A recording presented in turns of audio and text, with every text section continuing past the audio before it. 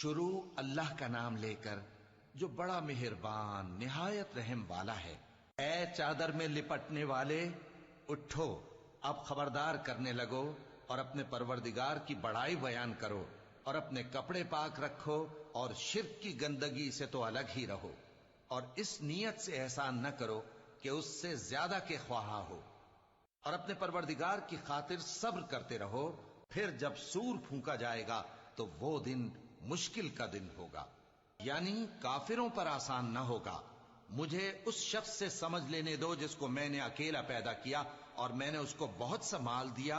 اور ہر وقت حاضر رہنے والے بیٹے دیے، اور اس کو ہر طرح کے سامان میں وسعت دی، پھر بھی لالچ رکھتا ہے کہ میں اسے اور زیادہ دوں۔ ایسا ہرگز نہیں ہوگا، یہ ہماری آیتوں کا بڑا مخالف رہا ہے۔ میں اسے ایک بڑی چڑھائی چڑھاؤں گا، اس نے غور و فکر کیا اور ایک بات ٹھہرا لی، یہ مارا جائے، اس نے کیسی تجویز کی، پھر یہ مارا جائے، اس نے یہ کیسی تجویز کی، پھر اس نے نگاہ کی، پھر تیوری چڑھائی اور منہ بگاڑا، پھر پیٹ پھیر کر چلا اور تکبر کیا، پھر کہنے لگا یہ تو جادو ہے جو پہلے لوگوں سے برابر ہوتا آیا ہے، پھر بولا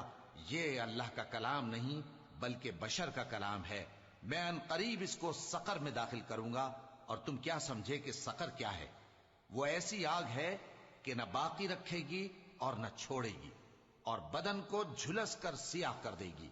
اس پر 19 داروغہ ہیں، اور ہم نے دوزخ کے داروغہ فرشتے ہی بنائے ہیں، اور ان کا شمار کافروں کی آزمائش کے لیے مقرر کیا ہے،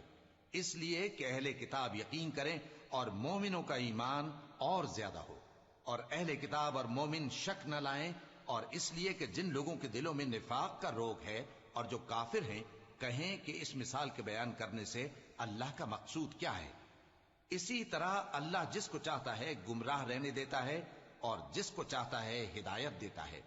اور تمہارے پروردگار کے لشکروں کو اس کے سوا کوئی نہیں جانتا، اور یہ قرآن تو بنی آدم کے لیے نصیحت ہے۔ ہاں ہاں، قسم ہے چاند کی اور رات کی جب رخصت ہونے لگے، اور صبح کی جب روشن ہو جائے، کہ وہ آگ ایک بہت بڑی آفت ہے، انسان کے لیے ڈر کی چیز، یعنی اس شخص کے لیے جو تم میں سے آگے بڑھنا چاہے یا پیچھے رہنا چاہے۔ ہر شخص اپنے کرتوتوں کے باعث گرفتار ہوگا، مگر داہنی طرف والے نیک لوگ جنتوں میں ہوں گے، اور پوچھتے ہوں گے یعنی آگ میں جلنے والے گناہگاروں سے کہ تم دوزخ میں کیوں پڑے؟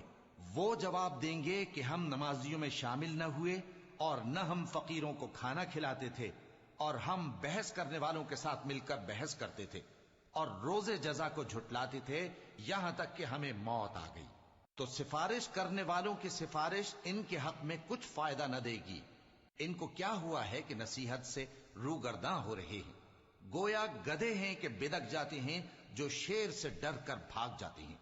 اصل یہ ہے کہ ان میں سے ہر شخص یہ چاہتا ہے کہ اس کے پاس کھلی ہوئی کتاب آئے، ایسا ہرگز نہیں ہوگا، حقیقت یہ ہے کہ ان کو آخرت کا خوف ہی نہیں۔ کچھ شک نہیں کہ یہ قرآن نصیحت ہے، تو جو چاہے اسے یاد رکھے، اور یاد بھی تبھی رکھیں گے جب اللہ چاہے، وہی اس لائق ہے کہ اس سے ڈرا جائے، اور وہی معاف کرنے والا ہے۔